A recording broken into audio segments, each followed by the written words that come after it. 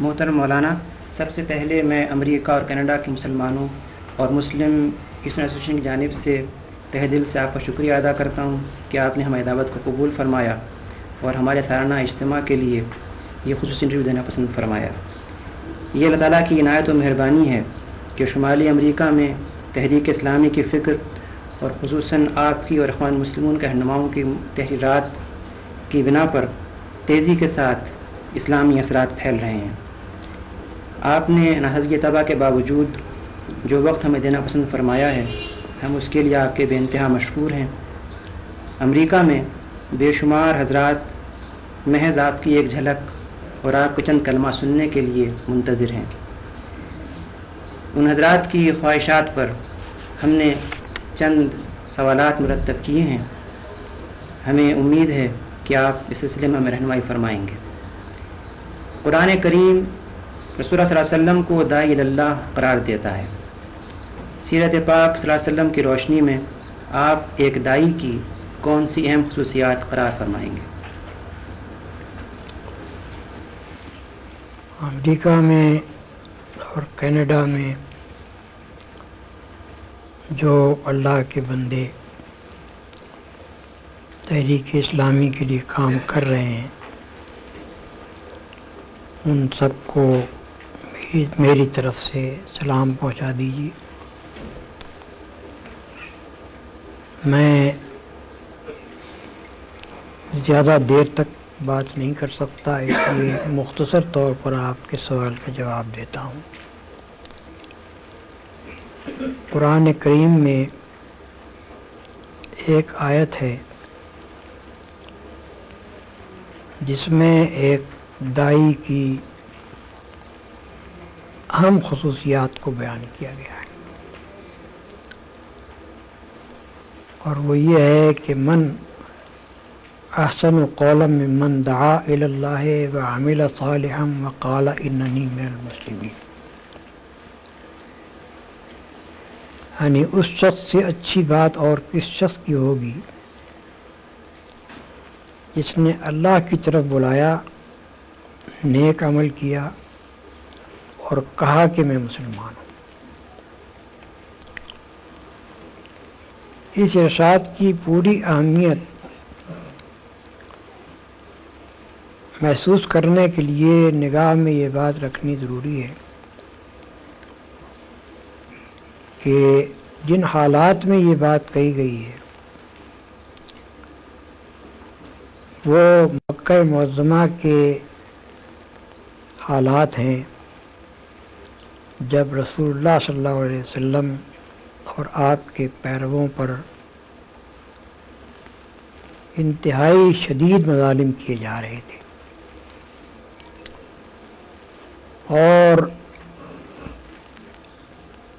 وہاں یہ کہنا کوئی آسان کام نہیں تھا کہ آدمی کھڑے ہو کر صاف صاف یہ اعلان کرے کہ میں مسلمان ہوں۔ یہ بات کہنے کے معنی یہ تھے کہ گویا آدمی درندوں کو دعوت دے رہا ہے کہ میرے اوپر حملہ آور ہو جاؤ۔ اس بات کو پیش نظر رکھ کر دیکھیے، پہلی بات یہ فرمائی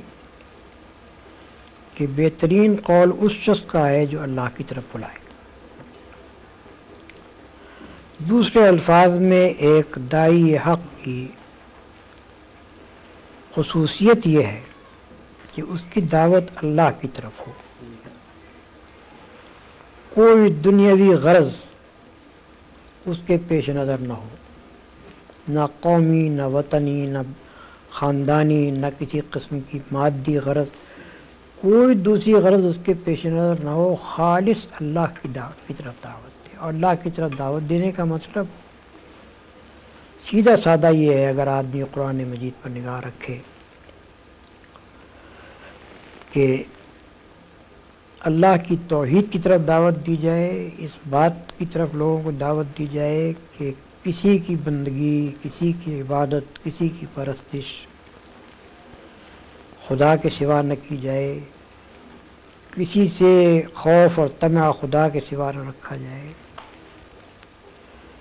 اور خدا ہی کے احکام اور اس کے فرامین کی اطاعت کی جائے، اسی کی رضامندی، اسی کی خوشنودی حاصل کرنے کے لیے تمام کوششیں کی جائیں، اور آدمی دنیا میں جو کام بھی کرے وہ یہ سمجھتے ہوئے کرے کہ میں کسی کا بندہ ہوں اور اس کے سامنے مجھ کو جا کر جواب دہی کرنی۔ خدا کی طرف دعوت دینے کا مختصر مفہوم یہ ہے جو قرآن سے معلوم ہوتا ہے، اور قرآن میں داعی کی اولین خصوصیت یہ بیان کی گئی ہے کہ اس کی دعوت خالص اللہ کی بندگی کی طرف ہو، خالص اللہ کی پرستش اور اس کی عبادت کی طرف ہو، خالص اس کی اطاعت کی طرف ہو اور اس کے قانون کی پیروی کی طرف ہو۔ دوسری بات جو اس میں فرمائی گئی ہے وہ یہ ہے کہ وہ عامل صالحا، نیک عمل کرے۔ اس کا ذرا سا بھی آدمی غور کرے تو اس کا مفہوم صاف اس کی سمجھ میں آ جائے گا کہ اللہ کی طرف دعوت دینے والے کا اپنا عمل اگر درست نہ ہو تو پھر اس کی دعوت کا کوئی اثر نہیں ہو سکتا۔ جس چیز کی طرف وہ دعوت دے رہا ہے اس کا مجسمہ ہونا چاہیے اس داعی کو، اس کی اپنی زندگی میں خدا کی نافرمانی کا کوئی اثر نہ پایا جائے، اس کے اخلاق ایسے ہونے چاہیے کہ کوئی شخص اس کے دامن پر ایک دھبا نہ دکھا سکے، اس کے گرد و پیش کا ماحول، اس کا معاشرہ، اس کے دوست، عزیز، اقارب سب جانتے ہوں کہ یہ ہمارے اندر نہایت بلند اور پاکیزہ کیریکٹر کا انسان ہے۔ رسول اللہ صلی اللہ علیہ وسلم کی اپنی زندگی اس بات کی شہادت دیتی ہے کہ اللہ کی طرف دعوت دینے کے لیے کھڑے ہونے سے پہلے 40 سال تک وہ معاشرہ جس میں آپ رہے اس میں کوئی ایک فرد بھی ایسا نہ تھا کہ جو آپ کی بلندی اخلاق کا قائل نہ ہو، آپ کی طاہر اور پاکیزہ زندگی کا قائل نہ ہو۔ اس حد تک لوگ قائل تھے کہ جو آپ سے قریب ترین تھے، جن سے آپ کی زندگی کا کوئی پہلو چھپ نہیں سکتا تھا، وہ اتنے آپ کے معتقد تھے کہ جب آپ نے نبوت کا اعلان کیا تو سب سے پہلے انہوں نے اقرار کیا۔ حضرت خدیجہ رضی اللہ عنہ 15 سال سے رسول اللہ صلی اللہ علیہ وسلم کی زوجیت میں تھی، اور کوئی کم سن عورت نہیں تھی بلکہ رسول اللہ صلی اللہ علیہ وسلم سے 15 برس بڑی تھی۔ اس کے معنی یہ ہے کہ جس وقت آپ نے نبوت کا دعویٰ کیا ہے اس وقت ان کی عمر 55 سال تھی اور 40 سال کی عمر سے وہ آپ کی زوجیت میں تھی۔ ایک ایسی پختہ سن رسیدہ دانشمند عورت جو بیوی کی حیثیت سے اپنے شوہر کے ساتھ 15 سال رہی ہو، اس سے شوہر کا کوئی عیب چھپ ہی نہیں سکتا۔ دنیاوی اغراض کے لیے ایک بیوی اپنے شوہر کے ساتھ تمام اس کے ناجائز کاموں میں شریک ہو سکتی ہے لیکن اس پر ایمان نہیں لا سکتی۔ پایا آدمی ہے کہ یہ خدا کا رسول ہو سکتا ہے اور ہونا چاہیے۔ تو وہ آپ کی اس حد تک معتقد تھی نبوت سے پہلے کہ جب آپ نے نبوت کا ماجرا ان کے سامنے پیش کیا تو انہوں نے ایک لمحے کا تأمل کیے بغیر اس کو تسلیم کیا۔ اسی طرح دوسرے شخص سیدنا زید بن حارثہ تھے جو غلام کی حیثیت سے رسول اللہ صلی اللہ علیہ وسلم کے گھر میں آئے تھے نبوت سے 15 برس پہلے، اور ان کی عمر اس وقت 15 سال کی تھی۔ جب رسول اللہ صلی اللہ علیہ وسلم نبی مقرر ہوئے ہیں اس وقت وہ 30 سال کی عمر کے تھے۔ اس کے معنی یہ ہے کہ 15 سال ان کو رسول اللہ صلی اللہ علیہ وسلم کے گھر میں رہ کر ہر پہلو سے آپ کی زندگی کو دیکھنے کا موقع ملا تھا، اور وہ اتنے آپ کے معتقد تھے کہ جب ان کے والدین کو، ان کے چچا اور ان کے باپ کو پتہ چلا کہ ہمارا بیٹا فلاں جگہ غلامی کی زندگی بسر کر رہا ہے تو وہ مکہ معظمہ آئے حضور کی نبوت سے پہلے، اور انہوں نے آ کر آپ سے کہا کہ آپ کا بڑا احسان ہوگا اگر آپ ہمارے اس بیٹے کو چھوڑ دیں۔ آپ نے فرمایا کہ میں لڑکے کو بلا لیتا ہوں، اگر وہ آپ کے ساتھ جانا چاہے تو میں آپ کے حوالے کر دوں گا، اگر وہ میرے ساتھ رہنا چاہے تو میں ایسا آدمی نہیں ہوں کہ جو میرے ساتھ رہنا چاہے اسے اپنے سے زبردستی الگ کروں۔ انہوں نے کہا کہ آپ نے بہت انصاف کی بات فرمائی، آپ لڑکے کو بلا لیجیے۔ جب حضرت زید آئے ان کے سامنے تو رسول اللہ صلی اللہ علیہ وسلم نے ان سے پوچھا کہ ان لوگوں کو پہچانتے ہو؟ انہوں نے کہا یہ میرے باپ ہیں اور یہ میرے چچا ہیں۔ آپ نے فرمایا کہ یہ تمہیں لے جانا چاہتے ہیں، تم چاہو تو بڑی خوشی سے ان کے ساتھ جا سکتے ہو۔ اس کے باپ اور چچا نے بھی یہی کہا کہ ہم تمہیں لے جانا چاہتے ہیں۔ تو انہوں نے کہا کہ میں نے اس شخص میں ایسی خوبیاں دیکھی ہیں کہ میں اس کو چھوڑ کر اپنے باپ اور چچا اور ماں تک کے پاس نہیں جانا چاہتا ہوں۔ یہ نبوت سے قبل آپ کے اخلاق کی حالت تھی جو آپ کے خادم نے آپ کے متعلق ظاہر ہے۔ اور جب حضور نے نبوت کا دعویٰ کیا، نبی کی حیثیت سے اپنے آپ کو پیش کیا، تو حضرت خدیجہ کے بعد گھر کے لوگوں میں سے حضرت زید بن حارثہ بھی وہ تھے کہ جنہوں نے سب سے پہلے آپ کی نبوت کو تسلیم کیا۔ ایک خادم احسان بند ہو سکتا ہے، ایک خادم وفادار ہو سکتا ہے، لیکن ایک خادم اتنا متاثر نہیں ہوتا اپنے مخدوم سے کہ اس پر ایمان لے آئے۔ ایمان لانے کے لیے ضرورت اس نے آپ کے اخلاق کو اتنا بلند اور پاکیزہ دیکھا ہو کہ وہ اس کو یہ ماننے میں ذرا تأمل نہ ہو کہ میرا مخدوم جو ہے یہ نبی ہے۔ اور یہ پیش نظر رکھیے کہ زید بن حارثہ کسی معمولی قابلیت کے آدمی نہیں تھے۔ مدینہ طیبہ میں جب رسول اللہ صلی اللہ علیہ وسلم کی حکومت قائم ہوئی تو بکثرت فوجی مہمات جو آپ نے بھیجی ہیں ان کے سالار لشکر زید بن حارثہ تھے۔ اس قابلیت کے آدمی تھے وہ، جو بعد میں ظاہر ہوئی۔ تیسرے حضرت ابو بکر صدیق رضی اللہ تعالیٰ عنہ، وہ نبوت سے قبل 20 سال سے رسول اللہ صلی اللہ علیہ وسلم کے گہرے دوست تھے۔ ان کی نشست و برخاست آپ کے پاس تھی، اور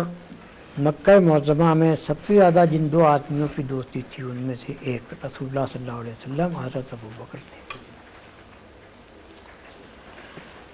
دوست کا بھی وہ ایک اپنے دوست کو پسند کر سکتا ہے، اس کی باتوں سے اتفاق کر سکتا ہے، لیکن اتنا معتقد تو نہیں ہو سکتا کہ وہ اس کو مان لے کہ یہ نبی ہے۔ یہ تو اسی وقت ہو سکتا تھا جبکہ آپ کے اخلاق کی انتہائی پاکیزگی و بلندی کے وہ قائل ہوں۔ ان کا بلا تعمل مان لینا یہ معنی رکھتا ہے کہ 20 سال کی مدت میں خوب اچھی طرح دیکھ کر وہ اس بات کے قائل ہو گئے تھے کہ یہ اتنے بلند پایا اخلاق کا آدمی ہے کہ یہ نبی ہو سکتا ہے، اس کو نبی ہونا چاہیے۔ حضرت علی رضی اللہ تعالیٰ عنہ، ان کا نام پہلے میں نے اس لیے نہیں لیا کہ اس وقت وہ 10 سال کے تھے، لیکن 10 سال کا بچہ بھی جس کے پاس رہتا ہو، حضرت رسول اللہ صلی اللہ علیہ وسلم کے گھر ہی میں انہوں نے پرورش پائی تھی، تو 10 سال کا بچہ بھی جس کے پاس رہتا ہو اس کے عیب و ثواب سے وہ اچھی طرح واقف ہوتا ہے۔ خصوصاً اتنا ذہین آدمی جیسے کہ رسول اللہ صلی اللہ علیہ وسلم کے زمانے نبوت میں حضرت علی سے خصوصیات ظاہر ہوئیں، وہ اتنے ذہین تھے کہ ہم کہہ سکتے ہیں کہ ان کا اس بات کو مان لینا کہ آپ نبی ہیں یہ اس کے بغیر نہیں ہو سکتا تھا کہ وہ بھی آپ کے انتہائی بلند و پاکیزہ اخلاق کے قائل ہوں۔ اس لیے عمل صالحاً کا مطلب یہ ہے کہ آدمی جس چیز کو پیش کر رہا ہے لوگوں کے سامنے اس کی اپنی زندگی اس کے ٹھیک مطابق ہو، اور وہ اتنے پاکیزہ کردار اور اخلاق کا آدمی ہو کہ جب وہ اللہ کے راستے کی طرف بلانے اٹھے تو اس کی بات میں وزن ہو، اس کی بات میں اثر ہو، اور لوگ اس بات کو تسلیم کریں کہ یہ واقعی اپنے قول میں سچا ہے، قطع نظر اس کے کہ لوگ مانیں یا نہ مانیں، لیکن یہ تو ان کو ماننا پڑے گا کہ یہ آدمی اپنے قول میں سچا ہے، جو کچھ کہہ رہا ہے وہ اس بنا پر کہہ رہا ہے کہ وہ اس کا قائل ہے۔ چنانچہ رسول اللہ صلی اللہ علیہ وسلم کا بدترین دشمن ابو جہل، اس نے ایک مرتبہ خود رسول اللہ صلی اللہ علیہ وسلم سے کہا کہ اے محمد، ہم تم کو جھوٹا نہیں کہتے بلکہ جو پیغام تم لائے اس کو جھوٹا کہتے ہیں، یعنی آپ کا بدترین دشمن بھی آپ کی صداقت کا قائل تھا۔ تو داعی کی دوسری بڑی خصوصیت یہ ہے۔ تیسری خصوصیت، جیسا کہ میں نے بیان کیا کہ مکہ معظمہ کے اس ماحول میں کسی شخص کا اٹھ کر کہنا کہ میں مسلمان ہوں معمولی بات نہیں تھی، تو اللہ کی طرف دعوت دے، پاکیزہ عمل رکھنے والا ہو اور بدترین دشمنوں کے ماحول کے درمیان بھی وہ اپنے مسلمان ہونے سے انکار نہ کرے، اپنے مسلمان ہونے کو چھپائے نہیں، اپنے مسلمان ہونے کا اقرار کرنے سے نہ شرمائے، نہ جھجکے، نہ ڈرے، بلکہ کھلا اٹھ کر کہے کہ ہاں میں مسلمان ہوں، جو کچھ جس کا جی چاہے کر لیں۔ دوسرے الفاظ میں اس کے معنی یہ ہے کہ داعی میں تیسری بڑی اہم خصوصیت یہ ہونی چاہیے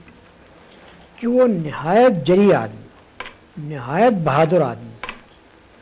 بزدل آدمی کا کام خدا کے راستے کی طرف دعوت دینا نہیں ہے۔ ذرا سی چوٹ لگے اور جو بلبلے کی طرح بیٹھ جائے وہ آدمی خدا کے راستے کی طرف دعوت نہیں دے سکتا۔ خدا کے راستے کی طرف دعوت جو شخص دے سکتا ہے وہ ہے جو سخت سے سخت دشمنی کے ماحول میں، مخالفت کے ماحول میں، خطرات کے ماحول میں اسلام کا علم لے کر اٹھ جائے اور کوئی پرواہ نہ کرے کہ نتائج کیا ہو۔ رسول اللہ صلی اللہ علیہ وسلم کی اپنی ذات اس شجاعت کا مکمل نمونہ ہے۔ مکہ معظمہ میں کھلا آپ نے دعوت اسلام پیش کی، ان لوگوں کے درمیان پیش کی جو آپ کے خون کے پیاسے ہو گئے، جنہوں نے کوئی کسر اٹھا رکھی آپ کو ظلم کا نشانہ بنانے میں اور آپ کے ساتھیوں کو ظلم کا نشانہ بنانے میں، لیکن ایک لمحے کے لیے بھی آپ نے اپنی دعوت کو چھوڑنا قبول نہیں کیا، بلکہ مسلسل 13 سال تک اس ماحول میں اپنی دعوت پیش کرتے چلے گئے اور ہر قسم کی سختیاں مصیبتیں برداشت کرتے چلے گئے۔ مدینہ طیبہ پہنچنے کے بعد جو حالات پیش آئے، بڑی خطرناک لڑائیوں میں جہاں کہ بعض اوقات صرف تنہا آپ رہ گئے تھے یا 2-3 آدمی آپ کے ساتھ تھے، اس حالت میں بھی رسول اللہ صلی اللہ علیہ وسلم کا قدم کبھی پیچھے نہیں ہٹا، بلکہ غزوہ حنین کے موقع پر جبکہ مسلمانوں کو تقریباً شکست ہو گئی تھی اور لوگ بھاگے چلے جا رہے تھے، اس وقت یہی نہیں کہ رسول اللہ صلی اللہ علیہ وسلم اپنے مقام پر رہے، نہیں بلکہ برابر آگے بڑھتے چلے دشمنوں کی طرف، اور اس بات کو چھپایا بھی نہیں کہ میں کون ہوں۔ فرمایا کہ انا النبی لا کذب، انا ابن عبد المطلب، میں نبی ہوں، جھوٹا نہیں ہوں، میں ابن عبد المطلب ہوں۔ یا دوسرے الفاظ میں آپ نے عین حالت جنگ میں، اس وقت جب کہ آپ بالکل 2-3 آدمیوں کے ساتھ تنہا رہ گئے تھے اور دشمنوں کے نرغے میں تھے، اس وقت بھی علل اعلان یہ کہا کہ ہاں میں نبی ہوں۔ تو اتنا شجاع اور بہادر ہونا چاہیے اس شخص کو جو اللہ کے راستے میں دعوت دینے کے لیے کھڑا ہو۔ اگر کسی شخص کے اندر ہمت اور جرأت اور بہادری موجود نہ ہو تو وہ اس راستے میں کھڑا نہیں ہو سکتا، کھڑا ہوگا بھی تو اپنی بزدلی کی وجہ سے الٹا اس مشن کو نقصان پہنچا دے۔ بس یہ چند مختصر باتیں تھیں جو میں نے آپ کے سامنے بیان کی ہیں۔ اگر ان پر غور کی جائے تو یہ بجائے خود دعوت اللہ کے متعلق ایک مکمل پروگرام ہے، اور اس کے اوپر جہاں بھی دعوت کا کام کیا جائے یہ 3 خصوصیات آدمی کے اندر ہونی چاہیے۔ بآخر دعوانا الحمدللہ رب العالمین۔ ہم آپ کا بھی انتہا شکریہ ادا کرتے ہیں کہ آپ نے